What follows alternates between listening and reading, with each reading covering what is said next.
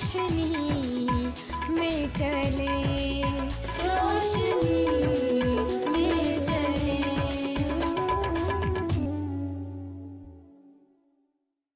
नाज़रीन, प्रोग्राम कलाम की रोशनी में हम आपको एक मरतबा फिर खुशामदीद कहते हैं। आज का प्रोग्राम, आज का एपिसोड गुज़श्ता एपिसोड से मुंसलिक है और गुज़श्ता एपिसोड में हम तफ़हीमुल जहन्नुम के हवाले से कलाम की रोशनी में कुछ सीख रहे थे पादरी फ्रेडरिक जॉन के साथ मिलकर, और हमने गुज़श्ता प्रोग्राम को आलम अरवा की जो डेफिनेशन है या उस पर जो तफसीलात पादरी साहब कलाम की रोशनी में हमें दे रहे थे, हमने इस प्रोग्राम को वहाँ पर ख़त्म किया था। इस एपिसोड को हम वहीं से स्टार्ट करेंगे और भाई साहब आपके शुक्रगुजार हैं कि आप इतनी मेहनत से ये सारी चीज़ें हमें सिखा रहे हैं। हम आपके बहुत बहुत शुक्रगुजार हैं।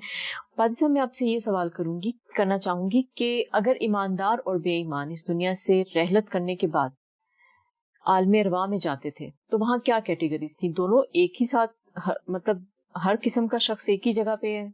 क्या आप देखो, खुदा इंसाफ का खुदा है, खुदा किसी का तरफदार नहीं है, खुदा बेइंसाफी नहीं करता, और खुदा अपने लोगों में और इब्लीस के लोगों में हमेशा फर्क करता है। ये कैसे मुमकिन है कि खुदा के ईमानदार लोग जो हैं वो आलम अरवा में हो और वो बेईमानों के साथ ही शामिल हो? इस तमसील में और जो यीशु मसीह का बयान है लाजर, और जिसका जिक्र गुज़श्ता एपिसोड में मैंने किया था, जिसमें अमीर आदमी दौलतमंद का और लाजर का जिक्र यीशु मसीह ने करके तो दोनों को बयान करते हुए उनकी डेस्टिनेशन का जिक्र किया।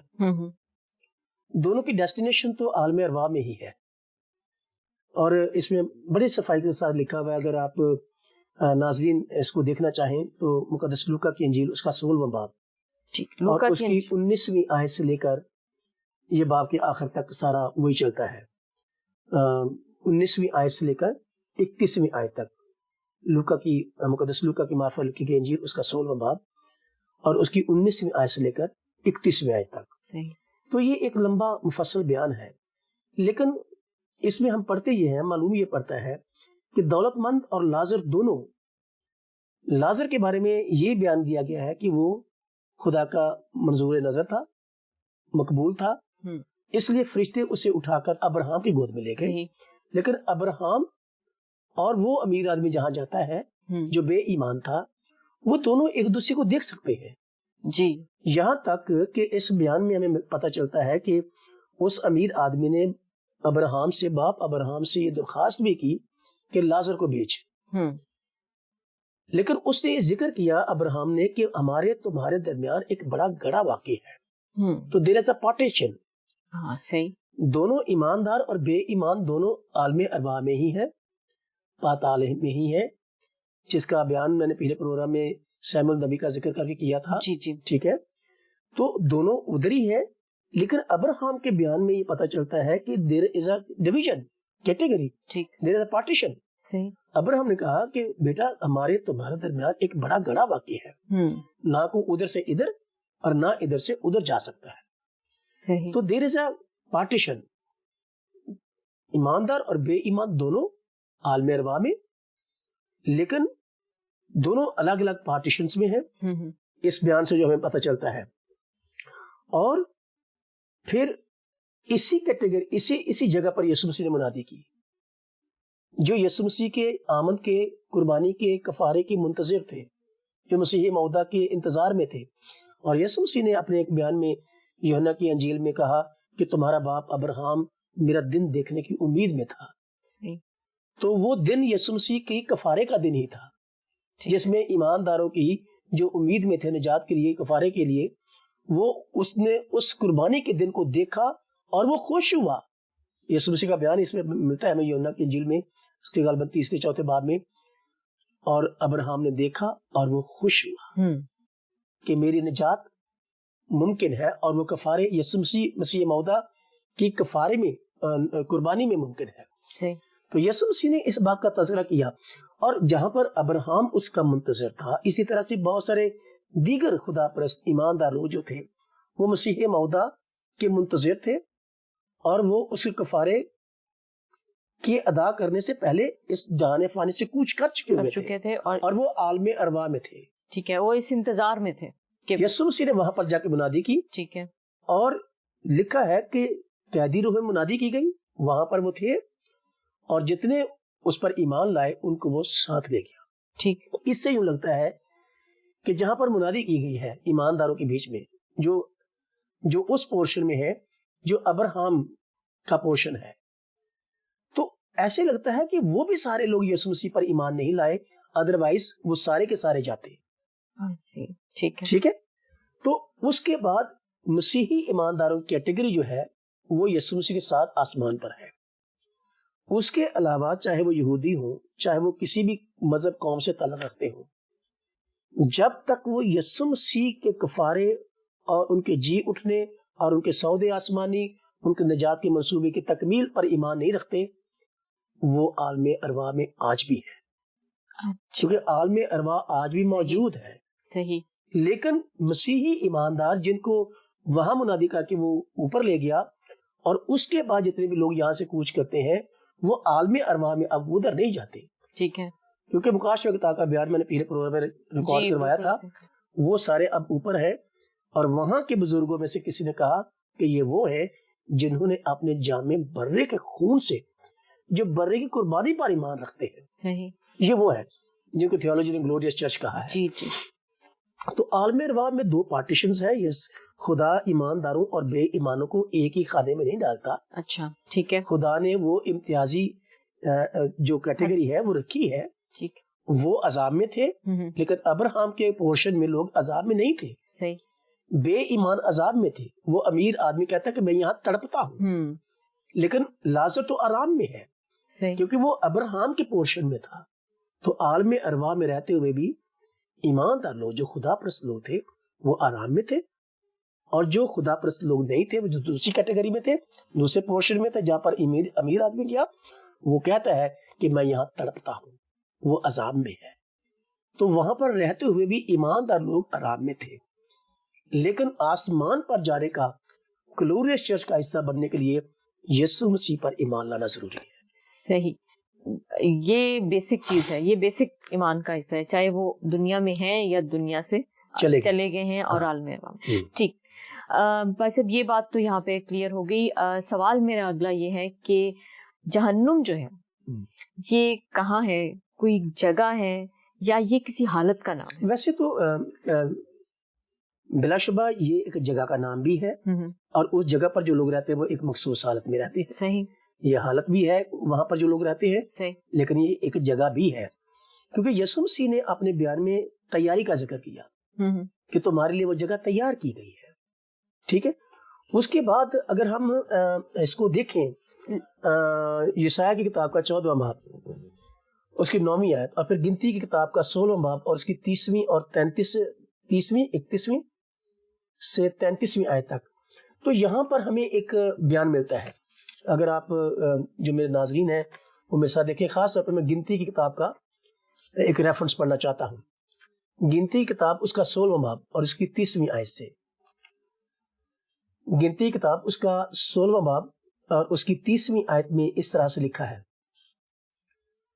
پر اگر خداوند کوئی نیا کرشمہ دکھائے اور زمین اپنا منہ کھول دے اور ان کو ان کے گھر بار سمیت نگل جائے اور یہ جیتے جی پاتال میں سما جائیں، تو تم جاننا کہ ان لوگوں نے خداوند کی تحقیر کی ہے.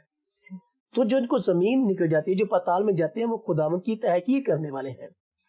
اور اس میں لکھا ہے، اور اس نے یہ باتیں ختم ہی کی تھی کہ زمین ان کے پاؤں تلے پھٹ گئی، اور زمین نے اپنا منہ کھول دیا اور ان کو اور ان کے گھر بار کو اور کورا کے ہاں کے سب آدمیوں کو اور ان کے سارے مال و اسباب کو نگل گئی.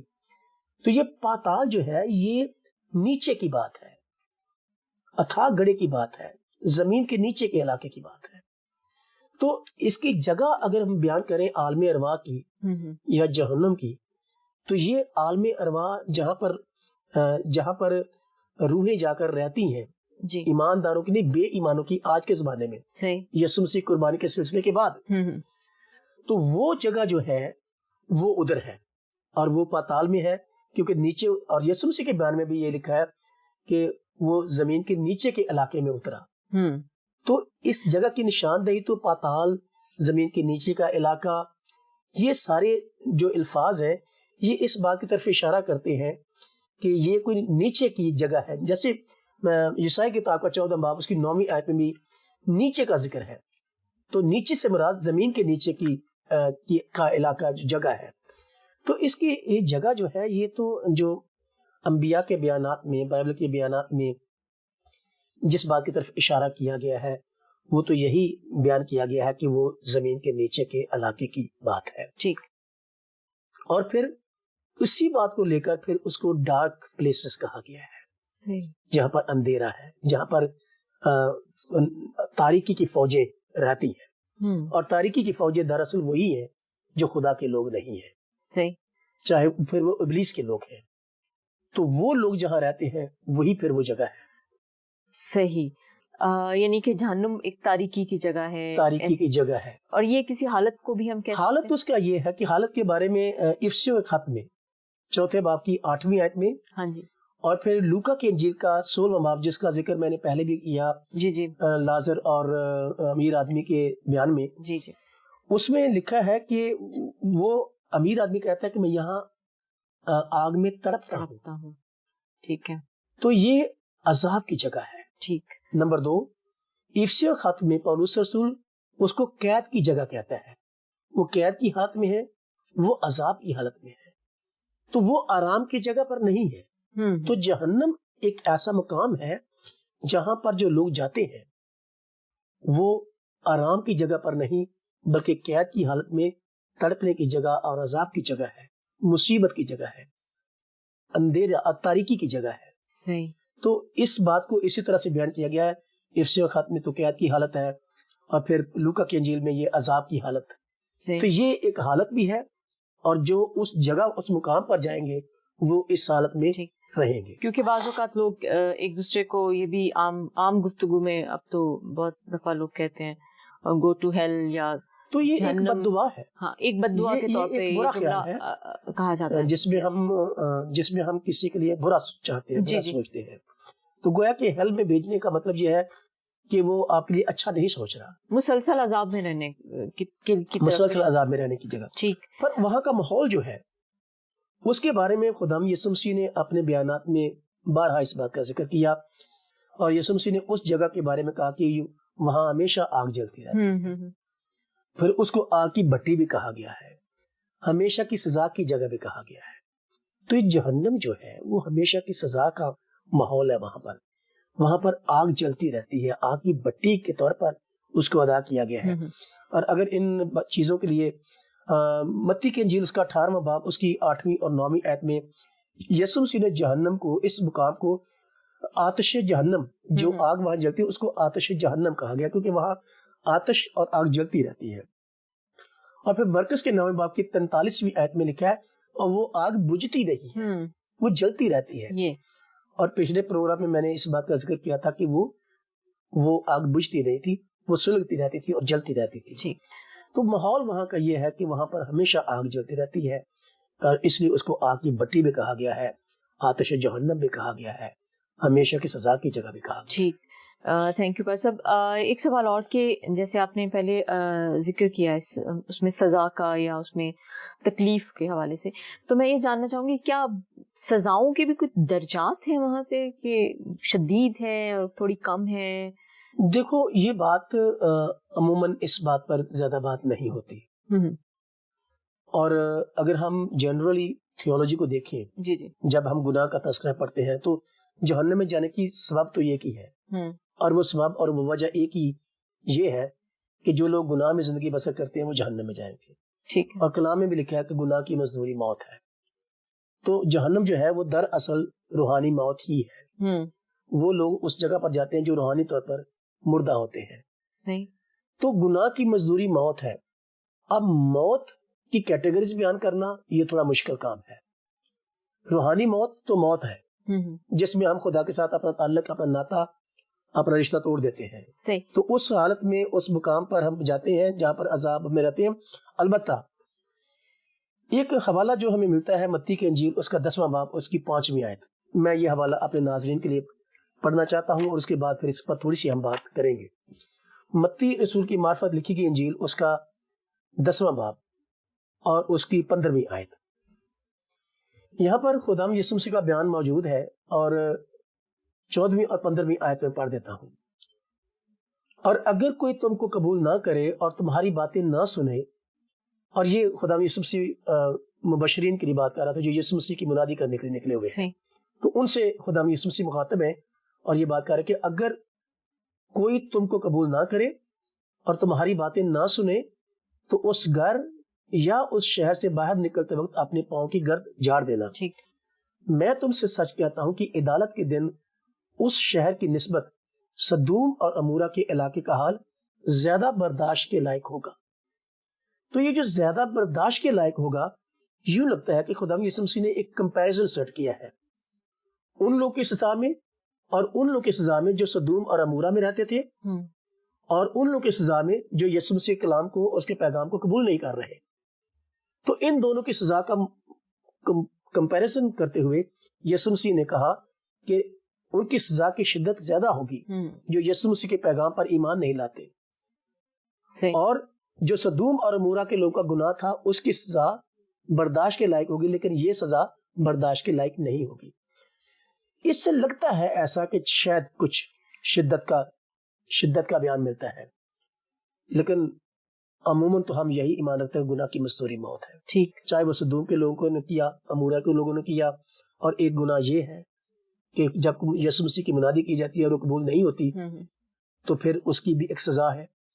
تو یسوع مسیح نے اس بات کا تذکرہ کرتے ہوئے یہ زیادہ برداشت کے لائق ہوگا، اس لفظ پر تھوڑا سا اگر ہم کچھ بات کریں تو ایسے لگتا ہے کہ جیسے اس میں درجات ہیں. ٹھیک، لیکن ان درجات کی شدت کیا ہے اس کا ذکر کرنا اور اس کو بیان کرنا تھوڑا مشکل ہے، کیونکہ بائبل مقدس اس بیان کے علاوہ کہیں کوئی بیان نہیں ملتا کہ اس میں کوئی درجات ہیں. صحیح، ٹھیک. بھائی صاحب، اگلا میرا ایک سوال ہے کہ سزا ملتی ہے گناہ گار انسان کو، لیکن ایک چیز عام طور پر جو عام ہمارے حلقوں میں عام لوگ بات چیت کرتے ہیں وہ کہتے ہیں قبر کے عذاب سے خدا بچائے. یہ قبر کا عذاب کیا ہے؟ مطلب کیا قبر میں ہی حساب کتاب ہو جانا ہے؟ قبر ہی جہنم ہے پھر تو اگر دیکھا جائے تو ایک قبر کا عذاب ہے اور ایک عذاب ہم جہنم کے حوالے سے دیکھو بائبل مقدس قبر کے عذاب اور قبر کے اندر حساب کتاب کا کوئی تذکرہ ہمیں کہیں نہیں ملتا. بائبل مقدس میں اس کا کوئی ذکر نہیں ہے. اوکے، ٹھیک. اس کی وجہ یہ ہے، اگر ہم عقلی طور پر سوچیں تو جب ہم کسی شخص کو قبر کے حوالے کرتے ہیں تو قبر میں ہم بدن کو رکھتے ہیں. جی. اس کی روح جو ہے وہ تو پتہ نہیں 2 گھنٹے پہلے، 4 گھنٹے پہلے، 6 گھنٹے پہلے، 10 گھنٹے پہلے، 2 دن پہلے وہ تو اس کے بدن سے پرواز کر چکی ہے. تو کیا وہ روح جب ہم اس مردے کو قبر میں واپس رکھتے ہیں تو وہ روح واپس اس کے بدن میں آتی ہے؟ نہیں، وہ اپنی ڈیسٹینیشن پہ چلی جاتی ہے. ٹھیک ہے، اور جس کو ہم عالم ارواح کہہ رہے ہیں وہ روح وہاں چلی جاتی ہے. ٹھیک ہے. تو قبر اور عالم ارواح یا جہنم جس کو ہم کہہ رہے ہیں وہ ایک فرق جگہ ہے. قبر میں تو آپ نے ڈیڈ باڈی کو رکھا ہے، اس جسم کو رکھا ہے، روح کو نہیں رکھا آپ نے قبر میں. صحیح. روح تو پرواز کر گئی، روح نکل جاتی ہے تو آدمی ڈیڈ ہو جاتا ہے. ٹھیک ہے. تو قبر کے اندر بائبل مقدس تو اس بات کے بارے میں بالکل خاموش ہے، اور بائبل مقدس میں ایسا کوئی تذکرہ نہیں ملتا کہ قبر کے اندر قبر ہی جہنم ہے یا قبر میں کوئی حساب ہو رہا ہے. قبر جہنم نہیں ہے.